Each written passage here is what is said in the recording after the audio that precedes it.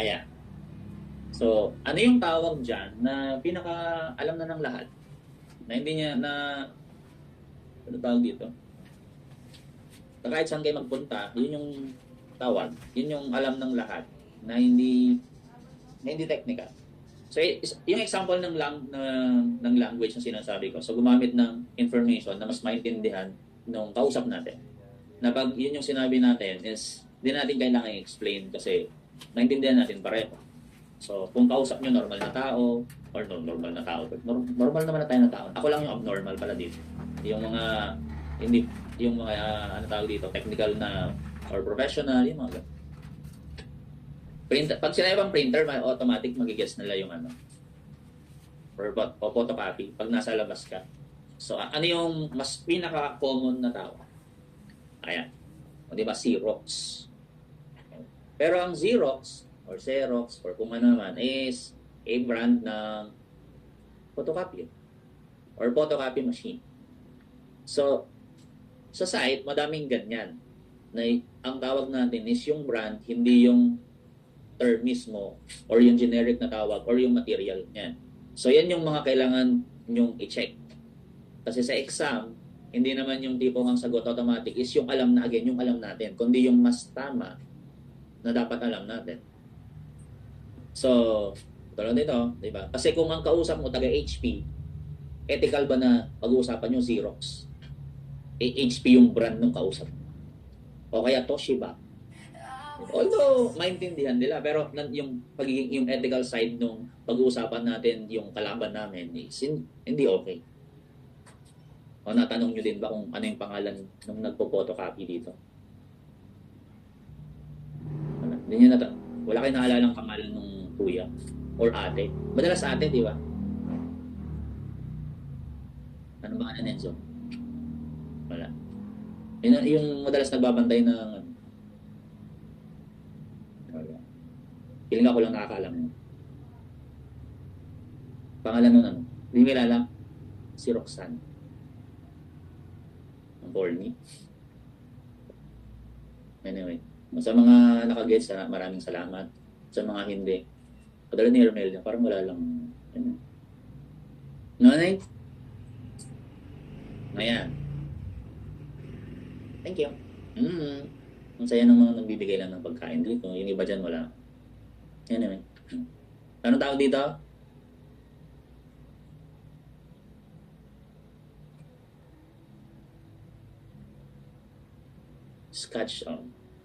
Scotch tape. Saan nyo nakuha yung term na scotch tape? Kay Jollies? Yung hindi ka pa bumibili, sinusungitan ka na, yung mga gano'n. Kay mama. Kay mama. O, tinanong nyo ba sa nanay nyo kung bakit scotch tape yon? Well, yung scotch tape is actually a trademark or product ng isang company. Ayan, Scotch. Siguro yung sa Scotch tape, mga Scottish. Pero, ang generic na term yan, syempre, ay ano lang, clear adhesive tape. Yan lang. Pero dahil siguro yan yung unang nag-introduce sa Pilipinas ng tape na yan, so Scotch tape. Imagine yung social pa ng Scotch tape dati o nakalata. Ngayon ano na, naka-plastic.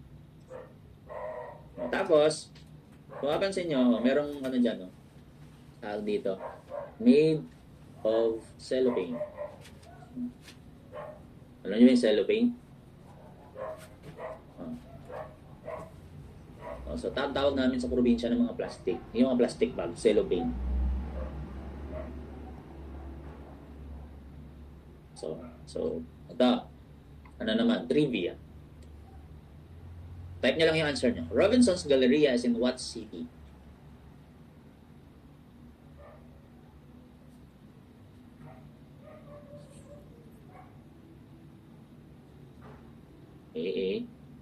Type lang ng type. Kasi ito yung mga, alam niyo yung mga misconception natin sometimes na kailangan natin i-check. Kasi sobrang dami nito sa site actually. Na kapag dinala natin sa board exam, ayan, mamamali tayo. Ayan eh. Hindi ba kayo sasama sa rally mamaya? Ayan. So, yung Robinson's Galleria nasa QC. Ayan. So, kung titignan niyo sa mapa, actually, nakabitin siyang ganun. So, kaya minsan nakala natin, nasa Mandaluyong, nasa Pasig, nasa... Tapos, pag tumawid ka lang ng sa kabila, Pasig na. Diba? Ayan. Next. Eto.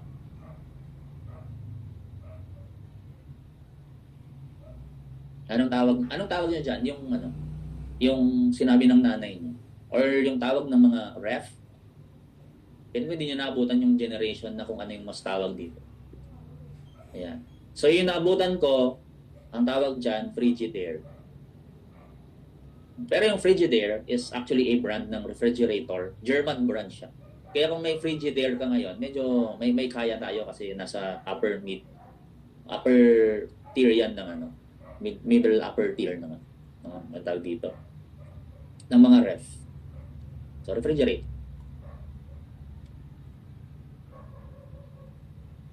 Ayan. So anong mas kilalang tawag dyan? Kapag bumili kayo sa Jollies, anong sinasabi niyo?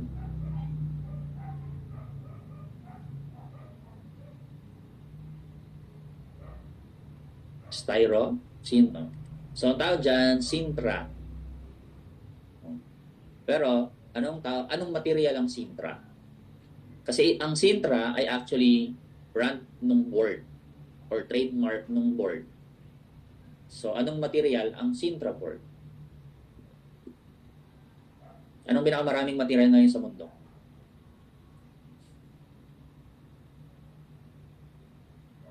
So, ang Sintra ay actually plastic. Isang klase ng plastic. Anong plastic yun? Ayan. PVC. So, ayan yan. O, eto. Anong tawag dito?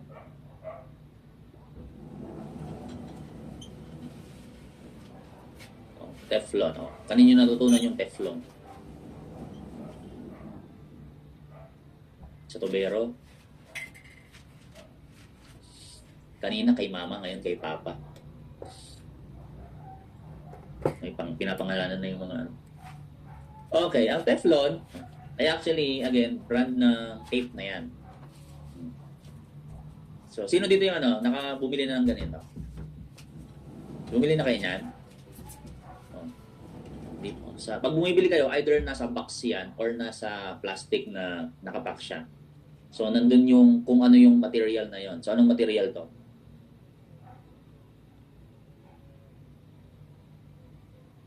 So, pag hindi nyo siya kilala, ibig sabihin ano siya? Hindi nyo ma-decipher yung material.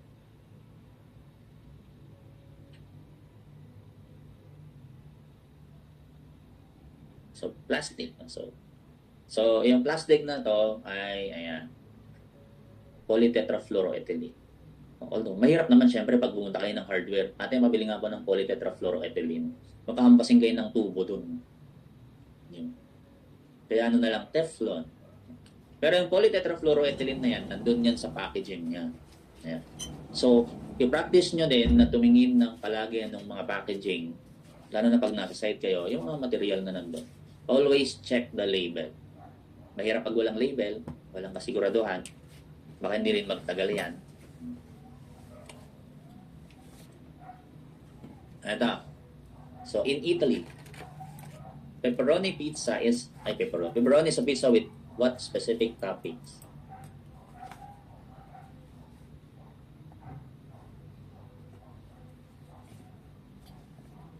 Sausage. Sino mahilig sa pizza dito? Enzo, mahilig sa pizza? Anong flavor yung Mahilig ka ba dun sa pizza ng mababait? Ayan. So actually, yung term na pepperoni sa Italy ay bell pepper.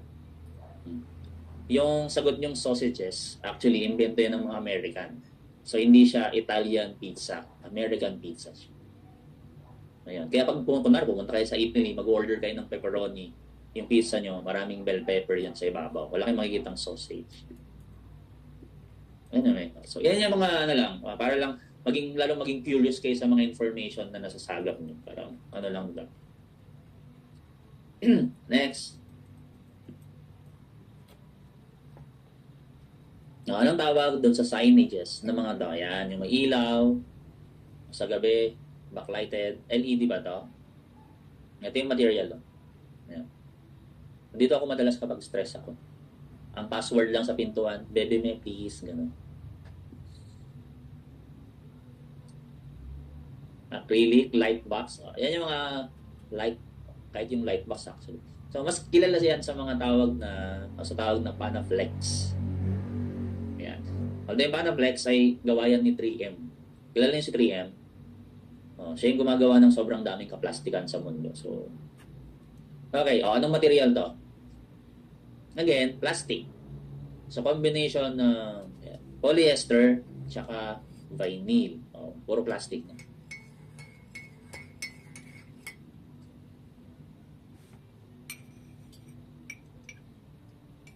Ayan. Anong tawag dito?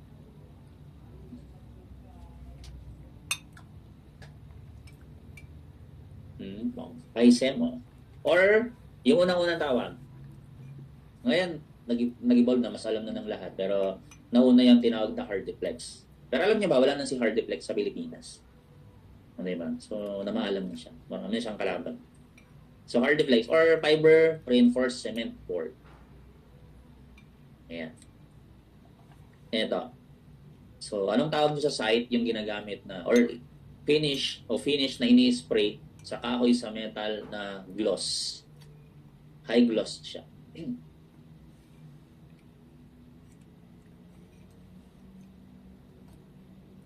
Varnish, UDE. Ayan. So, mas kilala siya sa tawag na Duco. Ayan. Pero, yung Duco, ayan, ay actually a product na automotive paint. So, dyan galing. So, yung mga automotive paint, yung makintab, tapos medyo toxic kasi sobrang dami ng component niya. Ayan. Automotive na paint. Or yan yung mga automotive lacquer, automotive acrylic. So, another, ayan, ano to? Velcro, dry fastener, open loop fastener, self-adhesive tape.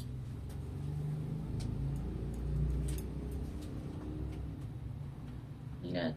Kilala sa tawag na Velcro, pero yung Velcro actually ay brand ng fastener na yan. So, ang tawag dyan, generic. Yan, hook and loop fastener. Pero, again, kapag kausap nyo, syempre, yung normal na usapan lang, mas maintindihan yung Velcro.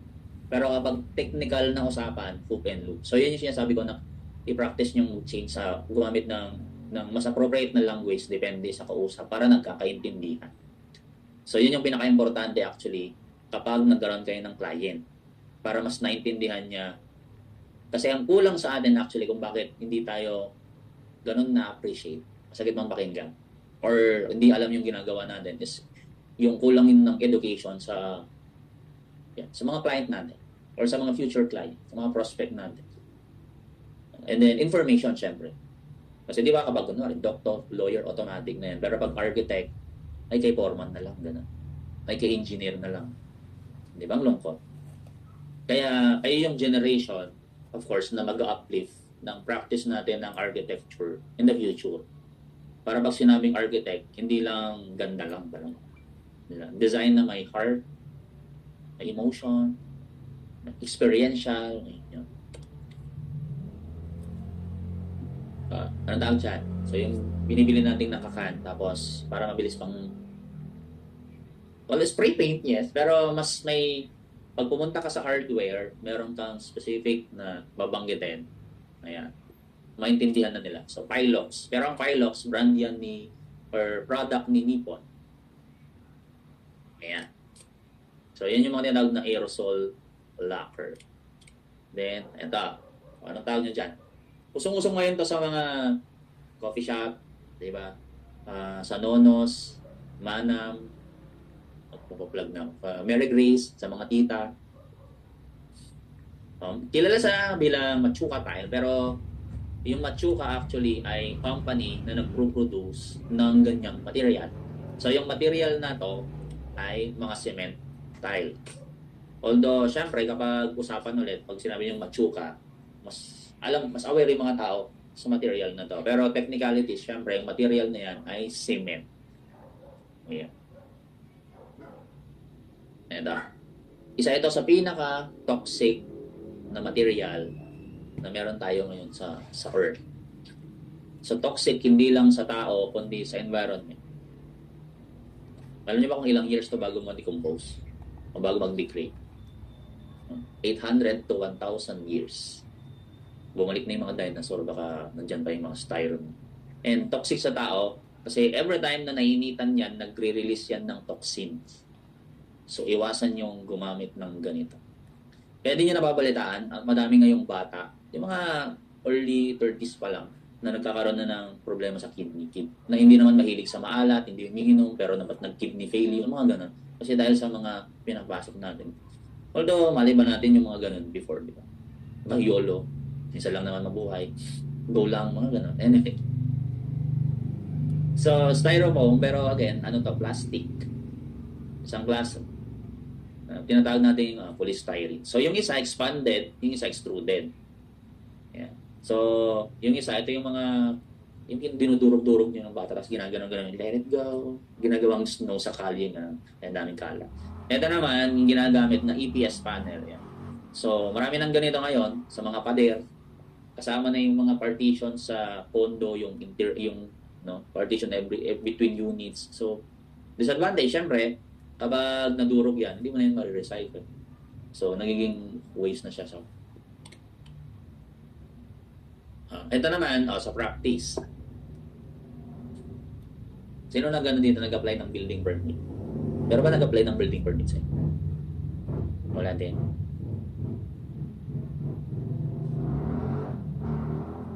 Magkano lagay mo, Ermel? Wala. Bihir. Actually, sa Metro Manila, may mga LGU na walang... Anyway. Demolition and excavation doesn't need a building permit.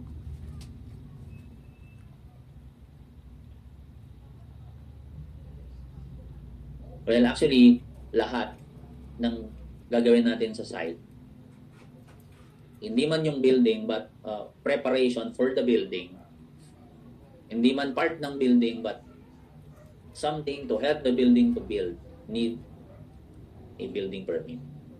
So, madami kasing klaseng building permit. Hindi. Pag dumaan naman kayo sa PROPROC. So, yeah. Kasi, minsan, of course, sa practice natin, nung before, or even ngayon, minsan, may mga sinasabi nila, hindi na kailangan permit yan, ganito, ganyan. Minsan nga, tapos na yung building, wala pang building permit. Di ba? Minsan, ang laki-laki ng building. Yung building sa Pasig, ang laki-laki ng building sa Pasig, walang building permit. Anyway.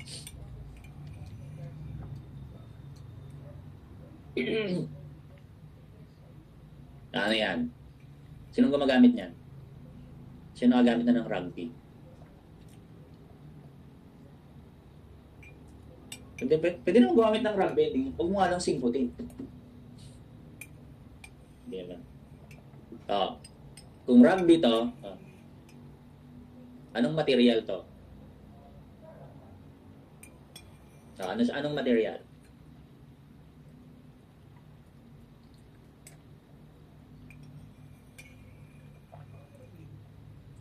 Well, contact cement is technically ano tawag dito, kung ano yung purpose niya. From the word cement, ibig sabihin, pag sinabing cement, hindi lang semento na concrete. Pag sinabing cement ay generally any material na pwedeng binder or adhesive. Pwedeng pandikit, pwedeng binder. So, hindi lang cement na konkreto, gano'n. Ayan. So, contact cement to, pero anong material ang contact cement? Ayan. So, isa siyang klase ng rubber. So, ano bang pagkakaiba ng rubber sa plastic? Actually, si rubber and plastic magkapatid. So, meron pang nanay yan. So, kapag may general term pa yon, tapos, ang tawag dito, kapag ginisa-isa mo pa, may specific, either plastic or rubber. So, anong pagkakaiba ng rubber and plastic? So, paano nyo malalaman na yung rubber, ay plastic ay plastic? Anyone?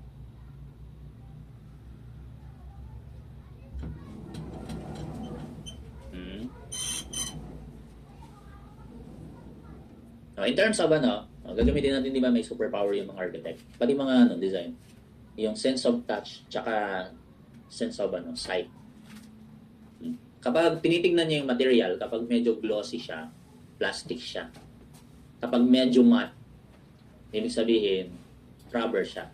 So, hindi naman palagi, pero mostly ganon. Pag medyo gloss or glossy, plastic, rubber siya pag matte. So, pag hindi nyo ma-distinguish, hawakan nyo na lang. Tapos nakapikit para feel na feel nyo. Kapag siya, smooth, tapos medyo matigas, makinis, plastic. Pero kapag sumasabit-sabit yung kamay nyo, tapos squishy siya, rubber. Yan. Ang property ng plastic, ductile. Ang rubber, elastic. Ano ibig sabihin? Yung rubber, elastic, yan. Kapag gini-stretch mong ganon, pag hinatak mo, tapos pag binitawan mo, bumabalik. Yan yung elastic. Kapag plastic naman, kapag in-stretch mo yung plastic, binitawan mo, hindi ka nababalikan. Yan yung plastic. So, madali lang, di ba? Okay. Ano to? Ito yung common na fastener sa mga bubong, sa mga sheets. So, mas kilala to sa tawag na tech screw. Ayan. So, sa mga tech screw, although yung tech screw ay brand ulit. Ayan. So, sila yung tinatawag na self-tapping or self-drilling screw. Ibig sabihin, kaya natin siyang ibaon dire-diretso kahit hindi mo gamitan ng drill. Yan na mismo yung gagamitin natin. So, self-tapping siya. Self-drilling. Diretso na siya sa material. Yan. Another trivia. Ano na ako? A man-made structure that is visible from space. No, at isa din sa misconception ng mga karamihan ng mga tao.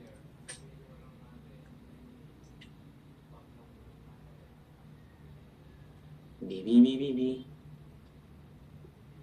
Ayan.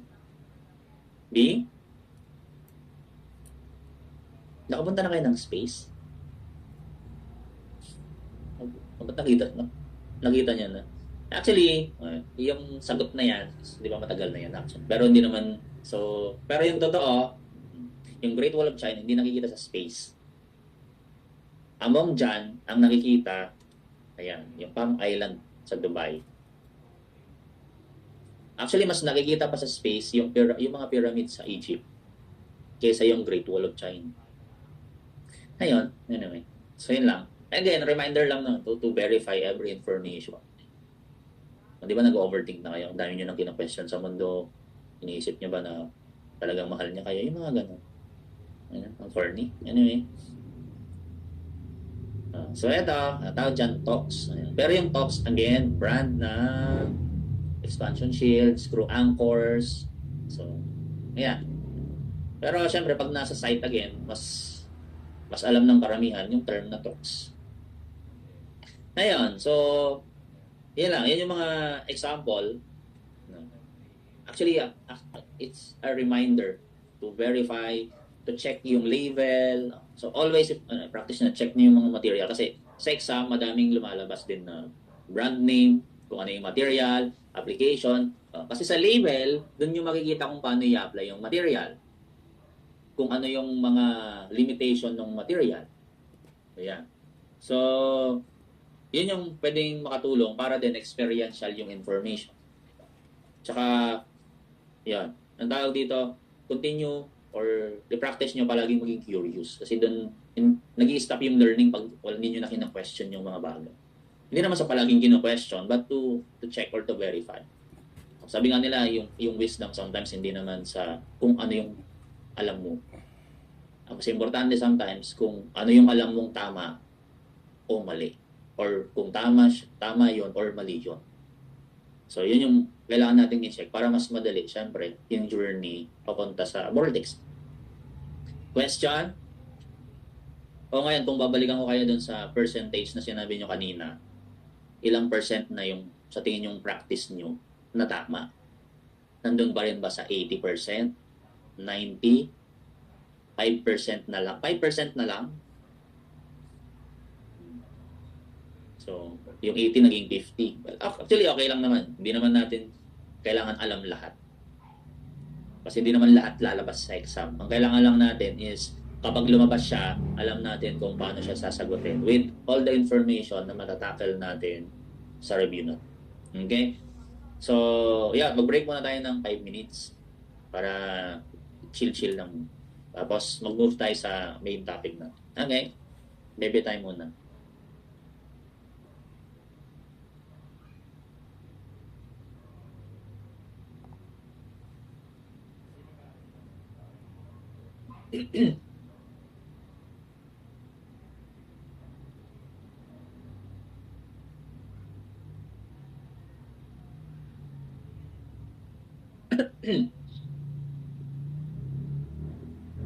Okay, so yeah, so mag-start tayo mag-start tayo from site preparation hanggang sa finish. So susundan natin syempre yung sa technical specification. And then from dito pa lang in relation kanina sa question, even sa site preparation, of course, clearing mga ganon. So kailangan na to ng mga permits, everything in relation sometimes including sa DNR, DOH, DOLE, yung mga ganon. Okay, so in terms of the standards, so ito yung mga makikita nyo sa technical specification. Yung AASHTO, NSI, STM, USCS. So nandun lahat yon. So dito nakabase, syempre kung ano yung mas appropriate na material ang gagamitin natin sa specific application. So, pagdating sa material, syempre, maraming bato, maraming grava, maraming sand. Pero may specific material sa technicalities nila kung ano yung best for that specific application. So, yun yung pag-uusapan natin. Yan yung, again, kung babalikan natin sa site, pag sinabi nating sand, madalas isa lang yung buhangin na alam natin, yung grava, yung lupa. Pero syempre, may grava para sa structural, sa preparation, sa footing and everything. May sand para sa plastering, may sand sa pagdating sa preparation sa footing, so and so on. So yung AASHTO, so ito yung guidelines or yung mga protocol natin na ginagamit sa mga specifically for highway design and construction. So dito natin malalaman kung ano yung mas effective syempre na approach pagdating sa natin dito sa Pilipinas din. Although ang protocol na to again is actually lahat ng to nanggaling sa US. So, hindi ibig sabihin na standards na lalo na specific American is applicable na sa atin. Lalong-lalo na yung mga American standards of measurement. Example na lang, kaya kailangan i-check din, hindi automatic ginagamit, ina-apply. So, ano ba yung standard height ng counter? Kitchen counter. Example lang, para mas mag-grasp natin yung idea.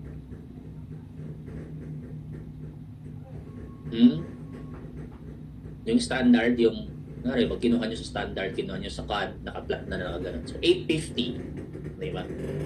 So, yan yung madalas na ginagamit sa lahat ng project. Automatic yan, copy-paste. Na hindi na kinoconsider yung sa Pilipinas. So, ano ba yung 850 ba ideal sa Pilipinas na height? Example lang, para lang mas mag-grasp nyo yung idea ng mga standard. 850. Kasi sa board exam, tinatanong yung average height ng babae, average height ng lalaki, average reach. Kapag nakatayo, ano yung maximum na reach ng tao. Yung mga ganun sa So yung 850 actually mataas. Kasi yung nanay ko pag naghuhugas, nakaganon siya. Hindi, joke lang. So mataas siya, kailangan pa ng bangko. So ibig sabihin, yun yung mga standard siya, pero doesn't mean automatic yan yung gagawin. So kailangan again, di ba, i-relate natin sa culture ng Pilipino, sa height ng kung anything related sa atin. So, yan. And then, ayan, di ba, nire-remind na naman tayo ng corruption, highway, design, construction. So, may protocol na ganyan, pero hindi sinusunod. Di ba? Hindi sinusunod. Tanong, gaano ba tumatagal yung mga roads at highways natin sa Pilipinas? 6 months, every election. Di ba? Anyway, so NSI, so, ito yung nag-oversee. Well, technically, ito yung kulang sa atin, yung nag-oversee. Although meron nag-oversee, technically yung merong parang tayong nagbibigay ng standards, monitoring, which is yung DTI. Pero yung implementation, medyo hindi siya ganun kalalim.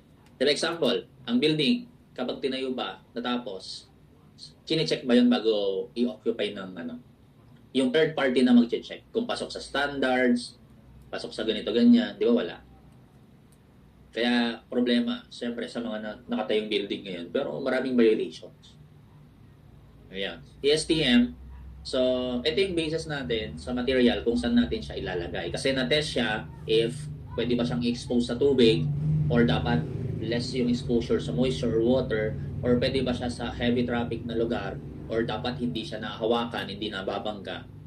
So yan. And then USCS is specifically for soil. Sabi ko kanina, yung lupa, madaming klase. May lupa na pwedeng panambak, may lupa na preparation para sa pavements, iba-iba.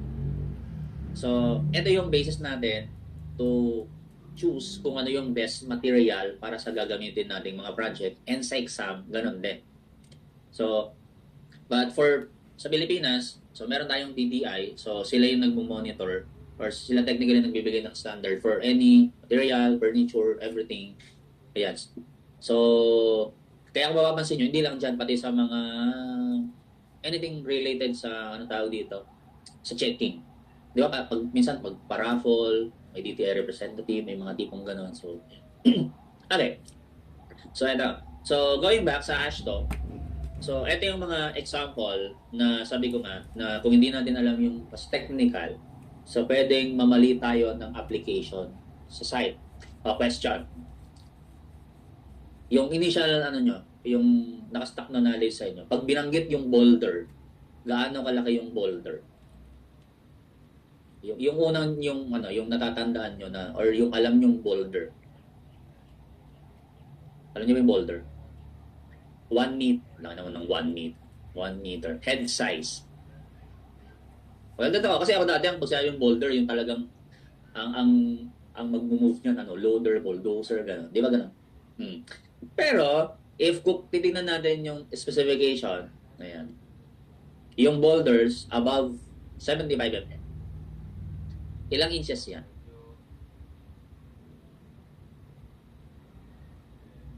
Dapat, yan din yung practice niya dapat mabilis mag-convert ng ilang inches ang ayan, 3 inch, ganito. Ibig sabihin yung ganito, ayan, boulder na to. What if, kunwari yan, di ba? Ang idea mo, head size yung boulder. Tapos yung client mo, may idea sa technicalities ng boulder. Sabi niya, architect, pwede bang boulder na lang yung gawin natin sa, tawag dito, sa pavement ko sa outdoor, yung papuntang garden. Gusto ko kasi yung natural lugar. So ikaw naman, since alam mo boulder ganito kalaki, so yung imagine mo yung pavements niya, puro ganito kalalaking pato nilagay mo doon, tapos binalikan. Architect, bakit ang hirap paglakad doon sa... Di ba, yan yung, di ba ibig sabihin ka? Boulder. O kaya, architect, nang tawag dito, bigyan mo naman ako ng natural na materials sa ilalim ng ko. Ilalim ng hagdan. Gusto ko mga boulder. Pero yung maliliit lang na boulder yung ilagay mo. Tapos nilagay mo yung ganito kalalaki, tapos anong ginawa mo? Jungle na yung bahay. So, yan yung sinasabi ko kanina na kapag wala tayong idea doon sa technicalities, pwede tayong mapahamak. So, yan yung, kaya kailangan i-check nyo dyan kasi pagdating sa exam, ganyan yung mga tanong. Kung ano yung specific na bato, ano yung specific na lupa, ayan. So, kaya ang pwede nyong gawin, so habang, kunwari, di ba, pag lumabas kayo, i-practice nyo. Kunwari, naglalakad ka lang, o may nakita kang ganitong bato, ganito yung size. Yung size na yan, boulder na yan. Kunwari, may nakasabay kang kulubi, sabihin mo sa kanya, alam mo ba dati, alam ko boulder, ganito kalaki, pero ito yung length, ganito lang pala boulder na yan. Okay, sa nanay mo. Ayan, para lang, ayan. Kasi ang information, kapag madalas mong ginagamit, madalas mong nakikita, even madalas mong kinakausap, mahirap mo siyang nakalimutan, di ba? Totoo. Lalo na kung every night, nagugod, mga ganon. So, wag na dun sa part na yon, gawin na natin yun sa exam. Yung every time na nakikita natin, pinapansin natin, boulder yan, ganito, ganyan, sinishare. Wag na dun sa mga iniwan lang din tayo, tapos di naman nagbayad ng utang. Yung mga doon. Anyway, kung saan na tayo napadpan. Ganito yung utak ko, minsan gumaganon din. Anyway, then, gravel, Even yung, o even yung 2 inches, graba din yun. Di ba? Coarse sand, fine sand. So, iba-iba. So, ano ba yung purpose ng boulder? Siyempre, madami. Aside dun sa smallest size niya na 3 inches, so pwede natin siyang magamit as riprap, site protection, fences. Ayan. So, kunwari, application, eto. Di ba meron, ito yung mga usong-usong ngayon sa mga, mga nasa highlands, mga permeable na fences. Question, saan hindi ideal yung ganitong fence?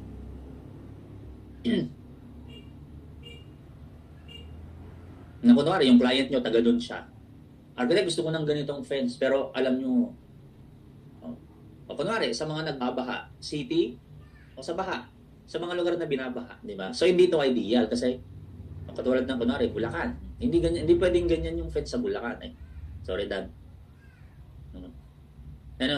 Kasi, syempre, pag nagbaha, umangat yung tubig, madaling pasukin ng tubig yan. So, yun yung mga, anong tawag dito, application na kailangan ng i-check kung pwede ba siya o hindi.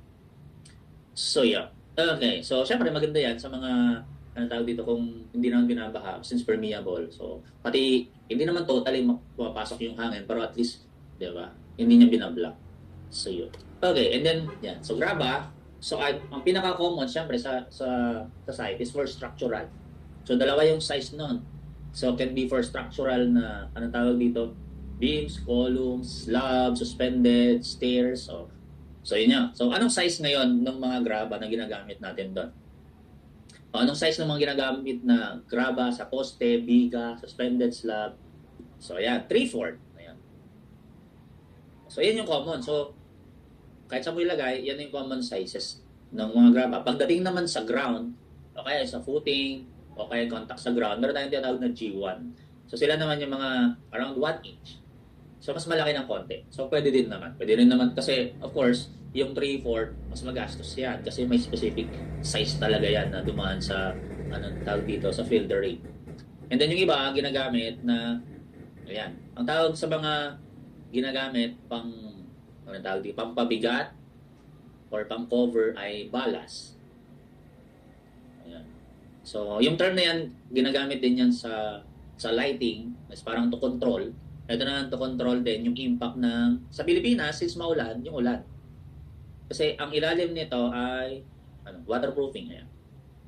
Kasi kung hindi nagagamit yung taas, so cover natin yan para hindi naman mabilis mag-deteriorate yung waterproofing. And then, dito din, hindi lang sa construction, pati yung, sa mga substation, ginagamit siya as insulator.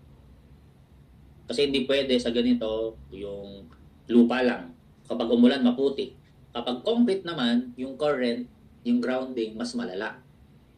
Diba? And then, sa road networks, either preparation, or minsan sa mga maulan na lugar, mas ginagamit na lang yung graba para mas mabilis mag-percolate yung tubig. And then, as drain, yan, sa side. Okay. And then sa sand, so we have different sizes din. So, pwede natin gamitin sa mortar and plastering. Kumbaga, sa masonry works, specifically for plastering and then finishing. So, iba-iba yung size niya. So, when it comes to technicalities, syempre, in general, either fine or coarse. So, ginagamit yung coarse na when it comes to application, syempre sa mga CHB, sa mga palitada, mortar joint, ganun. Okay. And then sa lupa, ito yung tawag dito, is importanteng portion na kung saan dito nagre-rely yung lahat ng pinapatong natin na material. So yung lupa dapat, syempre, established, tsaka well compacted. Although marami kasi yan, so mamaya discuss natin yung specific na percentage kung ilan yung dapat sand niya, ilan lang yung clay. Kasi kung hindi, syempre, given na sa Pilipinas, maulan, pwedeng madaling tangayin ng tubig yan. Tapos, pwedeng bumaba. Kasi meron tayong tinatawag na, or sinong nakakaalam dun sa tawag kapag ang lupa tiningay ng tubig or may water activity sa ilalim ng lupa na pwedeng maging dahilan ng bumaba yung building or magkaroon ng sinkhole. Dagat. Kaya iba yung preparation, syempre, sa Pilipinas lang na pag-mall. So, meron din natin tinatawag na liquefaction. Yan, pag nag-liquefy yung lupa. So, delikado yun.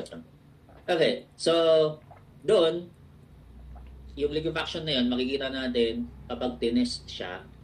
Ayan. So, makikita to, ito yung Atterberg limits na yan sa mga soil tests. Sino nakakita na ng soil testing? Soil test, wala pa? Kung nakabasa na kayo ng soil test, sino dito yung may mga project na multiple stories? Yung 3 pataas? No, kasi pag 3 pataas, kailangan nyo ng soil test. Ayan. Pag 3 pataas, gano'n. Anyway. Wala? Anyway. So, makikita nyo to doon. Liquid limit, yung water content niya, plastic, moisture. Kasi the higher the water content, the higher the tendency na magkaroon ng liquefaction. So, bababa yun. Yun yung nakatakot, pwedeng ma-damage yung building. So, kailangan may protection. Or, syempre, ang gumagamit kasi nito ay yung geotechnical engineer para ma-design or ma-recommend niya kung anong structural na design ng foundation para kahit na may liquefaction, hindi babagsak yung building. Okay. So, ito na yung mga parts ng lupa, iba-iba. So, meron tayong tinatawag na fill materials. So, from the word fill, sorry. Ba't nawala?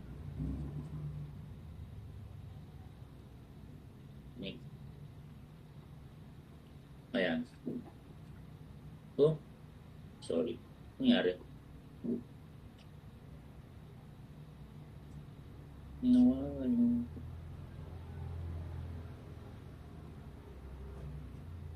Ayan. So, from the word fill, ayan. So, gagamitin natin yung material para either i-elevate yung elevation, dagdagan.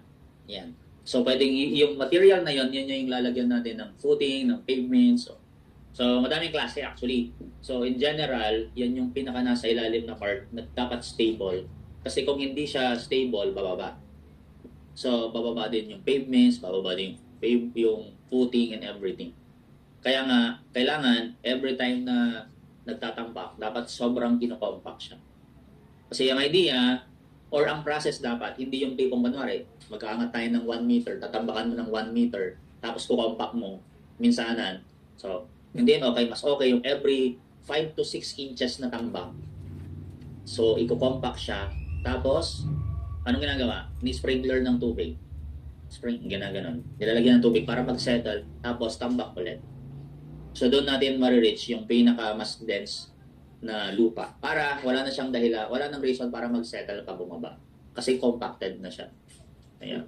Okay. And then, meron tayong iba't ibang filler, syempre. So, meron tayong material na yung sand, equivalent na less than 50. Ano bang kinalaman ng sand pagdating sa, ayan. Kasi, ang lupa, kapag kinumpak natin, kapag may mga malalaking portion, kunwari malalaki-laki na gano'n, ng bato, pwedeng mag-iwan yun ng gap in between. Yan, kapag, kunwari, drawing natin. So, kunwari, yan, malalaking bato, wala. Yan, so, kapag may naiwan na gap in between, pwedeng ito yung maging dahilan kapag na gumalaw to, pwedeng may gap yan. So, pwedeng technically, hindi siya stable. So, lahat ng spaces na maliliit na hindi mapasukan ng mas malalaki, so, yan. So, yan yung pupuntahan ng sand na not less than 50 para mas makompact siya. So, kumbaga, less yung mga space para din less yung movement. So, yun yung kagandahan. Kasi kapag less than 50 yan, probably, yung may mga space na may iwan. Parang sa concrete, magkakaroon ng, anong tawag niya doon? Kapag ang concrete may mga butas-butas. Anong tawag niya sa concrete na may mga space? Kasi hindi napuntahan ng mas maliliit na material. No? So, either kapak, honeycomb, yan. So, ganyan din syempre sa lupa. Kung may maiiwan na gap, pwedeng ampaw siya. Pwedeng pag dumaan yung mas mabigat na tinutungtungan, pwedeng gumalaw. So, magbababa ulit siya. Yeah. And then, meron naman tayong mga barofill. So, yung material naman, not less than 35 fraction. Yung 74, yun yung mas maliliit pa sa sand. So halos, pag nilagyan mo yan ng tubig, parang putik na. Not more than, kasi, mas madali naman tangayin ng tubig yung mas madaling, mas maliliit. At yan din naman yung reason, kapag dumaan yung tubig, di ba alam niyo yung putik, tinatangay ng tubig. So tatangayin niya, so yun din yung reason na pwedeng maging bumaba. So, di ba napaka-specific nung mixture na dapat 50% sand, pero not more than 35 yung lupa na pag tinubigan nagpuputik.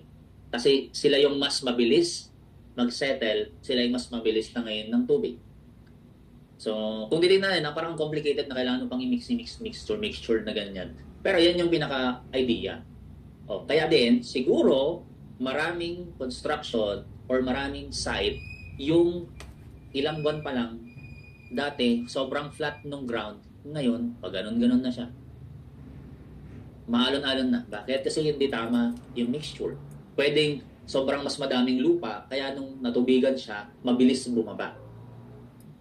So, yun yung technical na reason kung bakit, siyempre, kapag tinanong, o bakit bumababa yan, hindi lang natin pwedeng sabihin na, kasi, again, dalawa ulit. Culture, pwedeng dinadaanan palagi ng tao yung climate kasi maulan. O, diba? So, yun yung mga reason pagdating dyan. Kaya, kailangan, pagdating sa preparation sa site, aware tayo na yun yung mangyayari. Kapag aware tayo, alam natin kung paano siya susolusyonan. Alam natin kung ano yung specific pavements na gagamitin natin para kahit na bumaba, hindi magka-crack yung pavements. Bababa lang sila randomly pero hindi bitak-bitak. Ganun. Okay. And then, so ito yung pinaka nasa top. Kasi kung titignan natin from nasa baba, tapos meron tayong battlefield, and then meron tayong base course, wherein, sinasabi din free from vegetable matter or lumps of clay. Ibig sabihin, bato yan na walang lupa, walang clay. Bakit? Kasi, para, sabi ko kanina, hindi maapektuhan yung pinaka-top. So madalas, ito yung material din na ginagamit natin, pwedeng ihalo sa semento or pinakamalapit sa finish na gagamitin natin. O, ano ba yung ibang tawag ng base course? Base experience nyo. Ano yung tawag nyo doon sa nasa ilalim pa ng isang material bago yung finish? Kunwari, nagbuhos kayo ng concrete. Di ba, meron pang nasa ibaba ng concrete. Ano yung, kumbaga, ano yung nauna bago nyo buhusan? Or sa detail, di ba, merong nakalagay pa na material. No? So, ang tawag doon, yun yung mga, pwede natin sabihin na gravel bed. Gravel bed. So, yun yung pinaka nasa, malapit na sa finish kasi yan na yung, pag binuhusan natin ng concrete, yung graba mismo. Oh, so, hindi maapektuhan yung either yung strength or mixture niya. So, from finish, ayan, so from finish, sa base course, then, yung mga kinocompact natin. So, ang daming layer. Oh, kaya nga, again, kapag hindi natin nasundan yung tamang process, pwedeng yung road na to, magsasag na yan, magka-crack, ayan. So, yan yung problema natin actually sa mga road networks natin, shortcut. Di ba? Minsan lupa lang, tapos na. Walang test, walang consideration sa mga technicalities. Okay. So, aside from preparation ng mismong lupa natin, na para hindi siya bumaba or hindi tangay ng tubig, so kailangan natin, ito yung protection niya. So, ang general tawag doon, para hindi tangayin ng tubig or bumagsak yung lupa kapag dinaanan ng tubig ay riprap. So, maraming klase ng riprap. Isa na rin to sa concern kung napapanood nyo sa mga news, yung mga flood control, mga dike, sa mga iba't ibang lugar na wala pang isang linggo, wala pang isang buwan, sira-sira na. Kasi pwedeng, hindi ulit na consider yung preparation, weak yung substandard, substandard yung material. Di ba nabalitaan niyo yung dike sa Tarlac? Yung as in, may riprap siya ng crack. Tapos makikita nyo, ang solusyon nila, palitada. So, di ba yan? Tapos yung pinapalitadahan, ganyan, nakakaluluwag. So, ano ba, anong tulong ng palitada dun sa crack? Ano, aesthetic, gano'n. So, anyway. So, and yung consideration, syempre again, nung reaction ng tubig kasi sa riprap, kung mapapansin nyo, ito. So, ang gabion system, ay isang klase ng riprap na naka-cage ng mesh. Ano ba yung advantage ng... Ay, bago ko makalimutan, may mga information dito pala na wala dyan sa module nyo. So, ang gagawin ko na lang, i-email ko sa inyo. So, yung mga tawag dito, mga topic na wala dyan. Ayan. Kukunin ko na lang yung email ad nyo sa admin. Okay? Send ko na lang siya by, siguro February. Tapos na exam. Anyway, mga next week. Okay. So, ito yan. So, kapag intense yung anong tawag dito, yung movement ng tubig, high pressure yung tubig, high current siya, kailangan, kino-consider natin yon para maging effective yung gagamitin natin riprap. Kasi ang tubig kasi, the more pinipigilan, nangyayari. Kapag the more mo pipigilan ng tubig, the more siya mas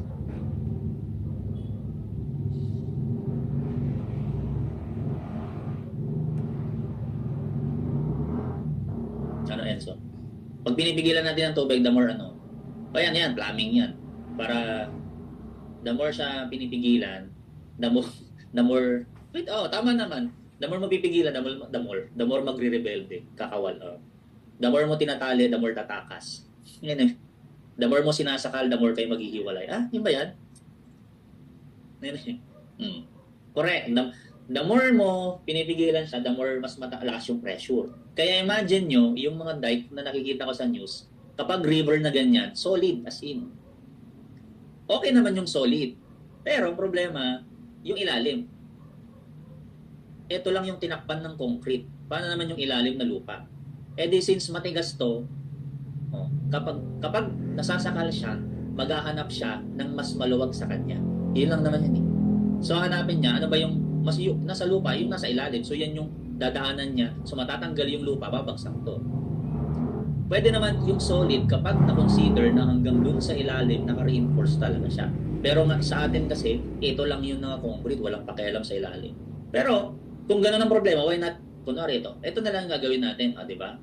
Para yung tubig, nakakagalaw pa rin sa loob ng mga bato na hindi siya pinipigilan. So, less yung pressure. So, yun yung idea pagdating sa gabion system. Iban dito, ayan. So, tapos may reinforce pa siya ng, anong tawag nyo dito? Yung ini-inspect ni Secretary na nakalaylay lang. Tapos tutusok na lang yan. Pwede naman yan, pero kailangan lang strategic yung whip hole. Ayan. Imagine nyo na lang, kunwari, itong lugar na to, pag umuulan, malakas yung tubig pababa. Kapag sinolid yan, itutulak ng tubig yung solid. So, babagsak lang yan. Diba? Pero kung magpe-percolate yung tubig, so makakadaan siya. So, ang key sa tubig, dapat hindi siya pinipigilan. Kasi the more mo siya pipigilan, the more mas malaki yung damage niya. The more mo siya sasakalin, the more mag-aanap ng hindi makakasakal sa kanya. Ganun lang yan. So, yan yung idea pagdating sa protection sa tubig. And then, kapag structural naman, kadalasan, yung mga embankment na ni-raise natin, so, lalagyan natin syempre ng support para hindi bumagsak yung lupa, lalong-lalo na kung nadadaanan ng tubig. So, maraming ganito sa mga expressway, lalo na yung mga bundok na kinatas, ginanon. Yan. And then, sa breakwater naman, kasama na yan, syempre, lalo na kung may structure kayo sa dito na mas malapit sa dagat. And yan, di mapapansin nyo, hindi naman solid yung breakwater. Kasi the more solid, the more mas malakas yung impact. Kaya ganyan yung design niya. So para ma-diffuse yung impact. Hindi lang actually sa water. Saan pa nangyayari yan? Sa wind, sa light, sa sound. So lahat ng yon, ang behavior nila, kapag tumama sila sa mas solid, magbabounce. Kaya kung ayaw nyong magkaroon ng echo reverberation na malala, so wag puro solid yung wall. Kapag light naman, kung ayaw nyo nang babalik nakakasila, wag solid. And kapag hangin, o sa mga buildings, kung ayaw nyo nang kapag bagyo ang lakas ng hampas sa bahay nyo, wag puro solid na malalapan. So kailangan may detalye para ma-lessen yung impact. Yun yung tawag nilang wind vortex effect. Ayun. Okay. And then, aside sa protection, so kailangan natin siyang tulungan para mas ma-reinforce yung lupa. Kasi tandaan nyo, kapag dinadaanan yan ng gulong, pwedeng bumaba, or pag dinadaanan ng tubig, hindi lang magsisettle, kundi tatangayin din yan ng tubig. So, meron na yung tawag na geotextile. Ayan. So, ang tawag sa mga yan ay, tawag dito, geosynthetic na fabric. So, iba-iba. Katulad dito, ang textile, porous. Ano ibig sabihin pag porous? Pag porous, maraming pores. Ibig sabihin, pinapasukan ng tubig, hindi natin pinipigilan yung tubig. So, ibig sabihin, hinahayaan lang natin siyang mag-flow. So, pwede natin separation and protection. Katulad nito, ayan. So, para kahit na may tubig dito, hindi niya itutulak yan. So, makakadaan pa rin siya. Reinforcement. So, aside doon sa pag-filter ng material, reinforcement para katulad nitong part na yan. Ito, wala.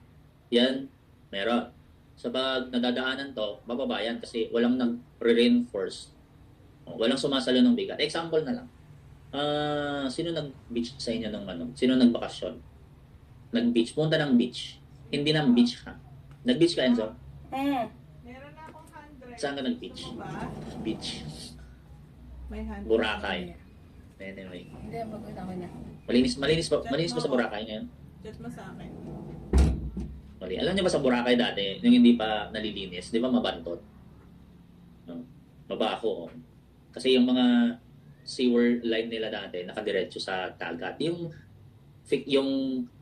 septic tank ng isang restaurant, yun, nakabaon sa ilalim ng buhangin, yung tubog gano'n. Kaya nung lumalangoy-langoy kayo ng gano'n, tapos mga tiyan, may pupo, sorry. Anyway. So example nito, pag naglalakad ka sa buhangin, so nakapaapa ka. Nakapaapa or nakachinelas. Nakapaa. Sino dito yung naglalakad sa buhangin ng nakachinelas? Wala? Naglalakad ng may kayakap. Iba naman yun. Okay, huwag na kayong mang-inggit kasi yung ba dito walang jowa. Di pa naka-experience ng naglalakad sa tabing dagat na may kahawak ng kamay gano'n. Anyway, so imagine nyo, kapag si Enzo naglalakad sa buhangin na nakapaa, parang ganito yan, ayan. So mabilis bumaba yung paa niya kasi concentrated yung load, lulubog sa buhangin. Pero kapag nakachinelas siya, so parang ganito naman yan. So, nadidistribute yung load, less yung pagbaba ng paa. So, yan yung malaking tulong kapag yung mga pavements natin o kaya mga road networks ay may ganyan para may support at hindi mabilis bumaba. So kung nakapunta na kayo sa mga, sa MOA, mapapansin niyo yung MOA, dati kasi sobrang flat nun, no? Yung parking, yung harap nun, sobrang flat. Ngayon, gumaganon-ganon na. Kasi malamang hindi ganon ka-reinforce yung ilalim niya, kaya bumababa na siya. So, yun yung disadvantage pag wala to. Or, madaling magbitak yung concrete, bababa siya. Kasi, ang idea actually, minsan, hindi problema yung nasa ibabaw. Yung road, yung pavements, or yung slab mismo, hindi sila weak, kaya sila bumababa. Kundi, mahina yung sinasandalan nila. Mahina yung nasa ilalim.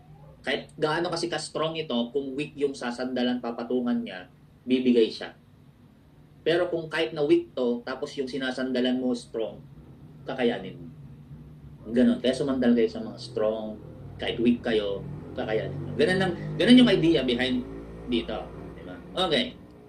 So, geomembrane, ito naman, kung kanina porous, ito non-porous, hindi pinapasok ng tubig. So, ito yung mga, in short, mga waterproofing. So, kung i-contain naman natin yung material para hindi na siya tangayin ng tubig, hindi pasukin ng tubig, ito yun. Ayan. As compared sa kanina, kung mahayaan lang natin mag-move yung tubig kasi mas mataas yung pressure para hindi natin napipigilan yung geotextile. Pag combination naman, ayan, kapag sinabi natin geocomposite kasi, pag dalawa yan, pag sinabing composite, tatandaan nyo, mixture or na-form siya by two material or dalawang composition ng material. So either, katulad nito, fibrous siya, tapos may mga reinforcement. So ginagamit to, ayan, makita nyo, sa asphalt. Pero never tayong nakakita ng ganitong preparation sa Pilipinas. Diba? Shortcut. Pero syempre, tawag dito, when it comes to advantage, ayan. So yung ibabaw, ayan, serve as kumbaga additional na reinforcement sa asphalt para mas nagsama-sama. So mas nakabind, mas nakadikit.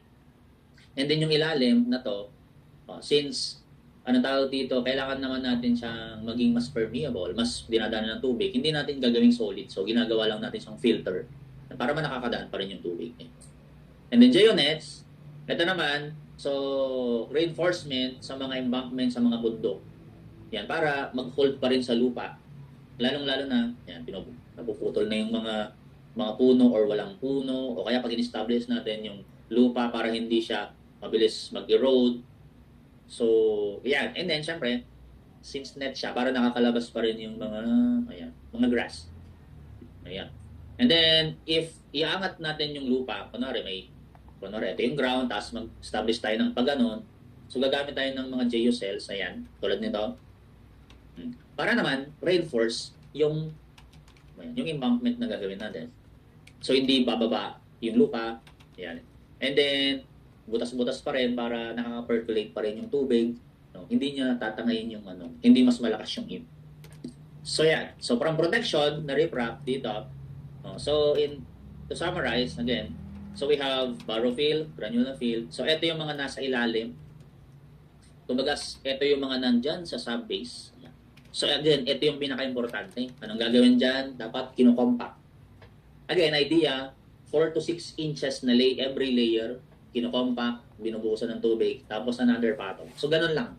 Hindi yung tipong bubuhusan minsanan, tapos minsanan iko-compact. So, mahina yon. So, kaya kapag mapapansin nyo, kunwari na may ground floor kayo, pag bumaba yung ground floor nyo at nagsasag na nakikita nyo gano'n, ibig sabihin lang nun, hindi properly compacted yung nasa ilalim. Kaya kung gusto nyo yung mas flat na flat yan, kailangan well-established yung ilalim niya. And then yung base course, so eto na yan. So bago kayo maglagay ng finish, yan yun. Yan yung gravel bed, yan, yung bedding natin, choker aggregates, minsan ganun din yung tawag. Yan. And then, so after natin siya ma-establish, kailangan natin siyang protectionan or reinforce. Para hindi, again, kung mapapansin nyo, ang kalaban lahat ng mga to ay tubig. Sa riprap, kaya tayo nagaganyan dahil sa tubig. Dito, lalong-lalo na sa Pilipinas na tropical, na sobrang maulan. So, ibig sabihin, pag nag-design kayo, iba yung approach nyo sa lugar na palaging or halos umuulan versus sa ibang lugar na hindi naman umuulan. So, magkaiba yun. Kasi kung i-treat natin yung lugar, katulad ng mga nasa eastern side, na parehas lang yung treatment natin sa regular na location, katulad ng Metro Manila, versus doon, baka hindi maging effective yung design. Lalong-lalo na, syempre, kapag exposed sa dagat. So, yan yan. And then, geosynthetic, yan, to reinforce na para kung hindi man maging effective yung riprap natin, at least sila mismo, yung mismong lupa, may kakayahan ng i-reinforce yung sarili na hindi magsisettle na 2 hours situation na mag-liquefy. Kasi yun yung nakakatakot. Lalong-lalo na kung sa ilalim ng lupa yung liquefaction, magkakaroon yun ng sinkhole. Babagsak yung building. So yun. So marami na akong nakita na ganyan na bahay. Example, merong isang linggo pa lang natatapos, tapos na yung bahay. May nag-send sa akin ng friend ko na nagka-crack na lang yung, kunwari ito yung bahay. Ayan. Ano yun na? Plano. Tapos lang yung bahay. After 1 week, lahat ng building footprint niya sa paligid nag-crack. Ibig sabihin, bumababa na yung Imagine mo more than 20 million na bahay. Tapos na, maganda. Pero after a week, bumababa. Bakit? Biglang lumakas yung ulan. So, anong gagawin nung so mga ganun, anong gagawin nung client is sinasabi niyang na takot siyang tumira doon kasi baka na bumagsak. Dahil lang doon. So, ibig sabihin, hindi na prepare yung site. Walang protection, walang proper compaction. So, yun yung nakakatakot. So, kaya, again, make sure na makonsider lahat yun during planning. Although, syempre, ibang scope naman yan. Pero, at least may idea kayo para, syempre, mas maging effective at mas tumagal yung gagawin nating mga design. Okay. So, aside doon, since nasa tropical country, hindi lang tubig ang kalaban, etong mga to. Sa tingin nyo, pag tropical, bakit may anay, may bukbog? Ano ba yung inaanay? Ano ba yung binubukbok? Aside sa ngipin? Wala na. O paano mo sabing aanayin to, bubukbukin? Ano ba yung inaanay? Wala kayong project na kasi may malamang yung kahoy yung baka magulat kayo pag may inaanay na concrete. Anyway. O bakit nga ba inaanay ang kahoy specifically for tropical country? Kasi again, climate natin ulit. So yun, humid, moist. Bakit? Sige nga. Bakit anong kinalaman ng humid tsaka moist sa tropical country? Bakit inaanay?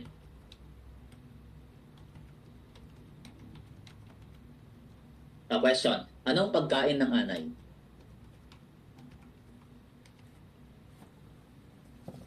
Yung humid tsaka moist? Yung moisture? Anong pagkain ng anay? Pwede lumabas sa exam yun. Ano ang kinakain ng anay? Ghost projects? Hindi ka. Kasi Bakit inaanay yun? Anong kinakain ng anay? Hindi naman na pwedeng sabihing moist. Yung wood. Sa Bulacandan, maraming anay, no? Sa ngayon, doon yung pinakamadaming anay sa Bulacan. Anyway. No. Ang pagkain ng, anong tawag dito? Cellulose. Well, yun yung technical na pwede natin gamitin. Yung cellulose fiber ng kahoy. Pero bakit? Kasi yung cellulose na yon, sila yung rich in starch and carbohydrates. Yung nasa loob ng ano. So, since nabubuhay ang starch at carbohydrates sa moisture, kaya the more mas nagmo-moist siya, mas tumataas yung carbohydrate o yung starch content ng kahoy. So, kaya nga, para matanggal yung pagkain nila at ang tawag dito, hindi siya anayin, tatanggalin natin yun. So, kaya siya kinikindry, sinisison para matanggal yung material na yon na kahit mag-moist, wala na siya. Or kahit na may moisture na mapasok, hindi siya, tawag dito, hindi siya magbi-build up ng gano'ng katindi. So, cellulose or yung carbohydrates or yung starch content ng kahoy. So, yan. So, ang termite, ang inaanay technically is yung mga hardwood, yung mga dark yung kulay. Yung bukbok, hindi naman niya actually kinakain yung kahoy. Binubutas niya lang. Ayan. Di ba? Binubutas niya, tapos nagpa-powder. Naalala ko nung bata ko, yung mga pinsan ko, pag nakakita ng bukbok, inihipan, tapos ginagawang powder. Ganun. Pero hindi ako, sila lang yun. Okay. So, para maiwasan yun, either totally hindi tayo magkakahoy or kailangan nating pigilan yung pag-penetrate ng mga anay sa loob ng bahay using, we have physical barrier, termite resistant sand, or termite mesh. Pero concern pa rin natin to since maulan sa Pilipinas. Or kung hindi man sa, tawag dito, sa ibang lugar, or technically dahil tropical tayo, normal yung umuulan. Yung sun kasi kapag hindi natin na-enclose kung hindi natin nalagay sa container, kunwari, bumaha. So, tatangayin lang yan ng tubig. Diba?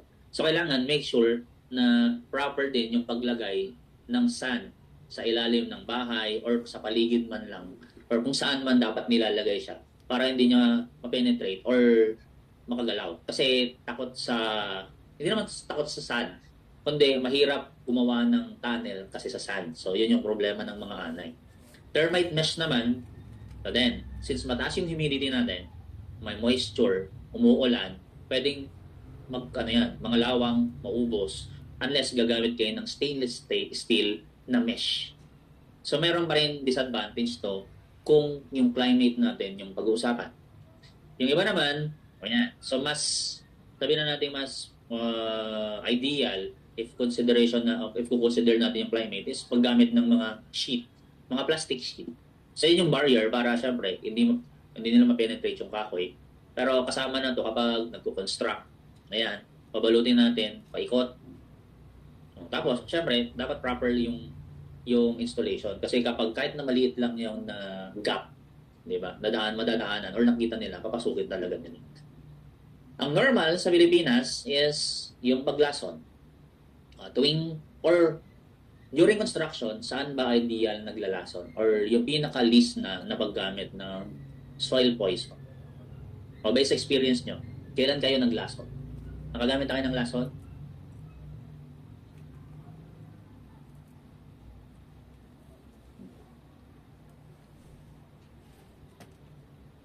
Kailan nagso-soil poison sa site? Katulad ng ginagawa nila. Ayan. So, minsan kasi yung ginagawa, yung ginagawa ng iba, to check kung nasaan yung anay, ayan, ipo-poison nila muna, maghuhukay, magpo-poison ulit. Pero ang pinaka-least na is bago magbuhos, ayan, before magbuhos. So, yun na kasi kapag binuhusan mo yan, sarado na yung lupa. So, bago magbuhos, ayan yun, lalagyan natin yan ng tubig. Pero again, since maulan dito, kailangan at least naka-contain yung part na binuhusan natin. Pero, ang problema ulit, hindi naman pang forever yung natin, yung soil poison na yan. Diba? So, nauubos yan. So, kailangan may maintenance pa rin siya. And, yun, after nyan, maganda, pag binuhusan, pag nilagyan ng ganyan, so may barrier siya. So aside dyan, so nilalagyan pa yan ng damp proofing, may plastic sheeting pa. Yan, para additional protection. Okay, then meron naman tayong bait system. So ito din, so ang problema dito, kapag, ang ginagawa kasi dyan, naglalagay ng pinapunch sa paligid, kaya sa perimeter. Ayan. Pero sa lugar na maulan, of course, so pag natubigan yan, pwedeng kasing kumalat yan. So pwedeng maging toxic pa.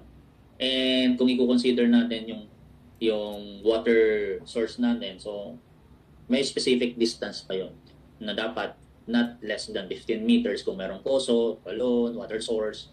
So yan, kasi kapag naulan, syempre gagapang yung tubig papunta kung saan-saan. So hindi din ideal ulit sa mga lugar na binabaha, naulanan, kasi mawawash out lang din siya. So yan, so yun yung challenge actually pag tropical country. Di ba? Kaya minsan, puro organic yung ginagamit. Puro natural para hindi siya nakaka-damage hindi lang ng paligid, kundi ng tao. Yan. So pag okay na tayo doon, we can start yung development sa site. So dalawa yan na pag-start ng development o yung mismong ano tawag dito, yung method. So either mauna yung pavements or mauna yung building. Kasi sa mga subdivision, inuuna yung site development, yung road networks, pavements, gano'n. Pero pagdating sa mismong sa site, sa mga residential, even yung mga buildings, nauna mo yung building bago yung mga pavements kasi para di ma-damage. When it comes to pavements, so meron tayong iba't ibang klase ng paraan ng mag-install. So may kanya-kanya silang pros and cons. So we have flexible, rigid, and turf. So for flexible, ito kanina yung parang naglalakad si Enzo sa buwangin. So yung ilalim kasi walang stable na pagpapatungan ng material, kundi nasa ilalim lang pwedeng lupa, pwedeng sand, na kung saan kapag tumatagal, pwedeng mag-settle pababa ng pababa. Pero ang advantage kasi nito pag umuulan, so hindi nagpo-flood yung ibabaw. So mabilis ma-drain yung tubig. So yun yung kagandahan niya. So mas mas environmental friendly pagdating diyan at mas pagdating sa design, mas tawag dito, unfade siya in terms of water percolation syempre. Pero kung dinadaanan siya ng sasakyan, mabibigat. So mas okay yung tinatawag na rigid pavements. Kasi ang ilalim nito is buhos, concrete. So mas matibay, mas durable, so mas naiiwasang bumaba at mas protected or mas reinforced yung mga pavements. Yun nga lang, ang tendency ng mga pag umulan, yan yung mas matubig yung ibabaw at mas madulas. So may kanya-kanya silang pros and cons. Pero kung walkway lang, syempre mas okay yung flexible kasi less din yon, less carbon footprint in terms of process. Pero kung dinadaanan ng sasakyan at more mabibigat or heavy traffic, foot traffic, eto yon, rigid. Pero kung combination, so you can use permeable pavements na solid but nagpe-percolate yung lupa, or you can use yung mga turf pavements na ganito. Pero etong mga to, syempre may certain consideration na hindi ideal sa certain application. So saan yon? So sa mga heavy yung traffic, foot traffic, sa mga bata, sa mga kung may playground, kasi again, pag tumatakbo-takbo dyan, daling madapa, o kaya sa mga tinatawag na central business district, na lalo na yung mga pag naka-corporate, kunwari, si Ermel yan, naka-stiletto siya. So paano siya dadaan dito? Hindi man gaganon. Ayan. So o kaya sa mga home for the aged, yung mga may edad na. So mahirap. So yun yung consideration natin dyan. Pero in terms of effectivity ng pag-drain ng tubig, pagiging green, okay siya. So, di ba? Yun yung kailangan nating tandaan na may certain application talaga sila na hindi lang dahil maganda or gusto natin material na ganito to enhance yung aesthetic, but kahit na maganda, minsan hindi pwede. Kasi minsan, kadalasan na nasusunod talaga, hindi naman yung gusto natin, kundi yung kung ano yung kailangan para mas maging effective siya. Yun. Lalong-lalo na kapag yung activity dyan, busy. So, pwedeng makadistract. Di ba? Okay. So, from the installation, so, let's go sa mga material naman. So, sa installation, syempre, may specific material tayong gusto na pwedeng maging effective, pwedeng yung cost ganito lang, pero kung gusto natin pang permanent, ganito, ganyan, and so on. Sobrang dami ng consideration. Pero from dito, pag ganon, so from A to B, A, B, C, D. So, ito yung hierarchy, o pag ganon na lang. Pag ganon ba na? Yan. Pwedeng pag ganon. Kung saan, doon tayo sa pinaka less environmental impact to the worst material na pwede nating gamitin. Ano? Kasi ang nangyari ngayon, sa zone na to, saan madalas yung material na ginagamit nyo? So type nyo nga from A, B, Z, D, A, B, Z, D, A, B, C, D. So ano yung mas material na ginagamit nyo sa mga project nyo ngayon? Nasa A ba? Nasa B? Nasa C? Nasa D?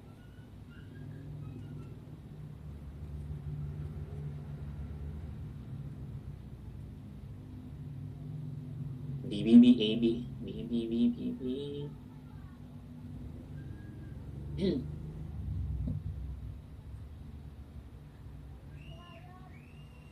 BCD, Well, nakakatawa actually kapag may nakikita akong nasa A.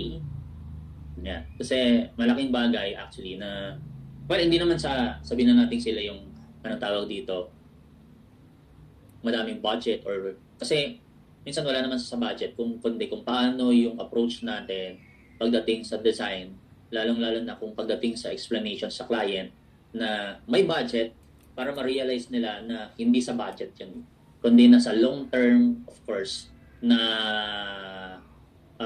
performance ng mismong project. Kasi kung karamihan, kasi ako nakikita ko nasa C and D. Personally, kahit sa paligid natin, tingnan nyo C and D, karamihan. So, ito yung mga hindi sustainable, hindi pang long term. Maganda nga, dito tayo sa AA. Kasi yan yung, again, sabi ko nga, kulang na pag-educate sa mga client natin. Kasi either kulang din yung information na alam natin or yung impact niya sa environment and long term, hindi ganon kalalim yung understanding natin. Pero kung practice natin, ito yung nauna versus dun sa iba, so dun siguro magbo-boom yung architecture practice natin sa Pilipinas. Kasi ngayon, nagsisettle tayo sa C&D. Kasi yun na yung nakasanayan or yun na yung naging standard. Pero kung itataas natin yung standard, pwedeng tumaas din yung practice natin, ma-uplift yung practice natin. E di ba nga sa Pilipinas lang yung kung gusto mong mag-selfie sa kalsada, maghahanap ka ng magandang background. Pero kung nakapunta na kayo sa ibang bansa, yung mga pangarap nating mga bansa na even before 40-50 years ago pa, kahit sa kalsada ka mag-selfie, Instagrammable yung paligid mo. Kasi malamang sila yung naunang nagkaroon ng education about sa mga material na to or sa impact nito sa environment and even architecture siguro. Diba?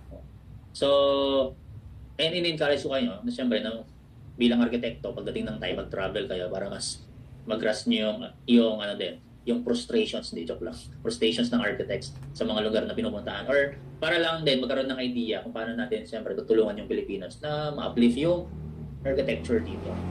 Kasi pag tinignan mo, ano tawag dito, pinaikot mo yung mata mo, puro masakit yung nakikita mo yun. Pero paano natin yon gagawin, ma-active, lalong-lalo na kapag yung time nyo na, your generation na. Yan. Sino dito yung ang unang approach pag nagpapa-approve ng material nasa A? Di ba bihira? Minsan doon na tayo agad sa C. Kaya B. Ano bang advantage ng A kumpara sa iba? Siyempre, yung durability, longevity, and yung environmental impact. Kasi sa design, yun yung mga tanong. Kung gusto natin ng less environmental impact na pwede natin matawag na sustainable, mas natural. Kapag mataas yung carbon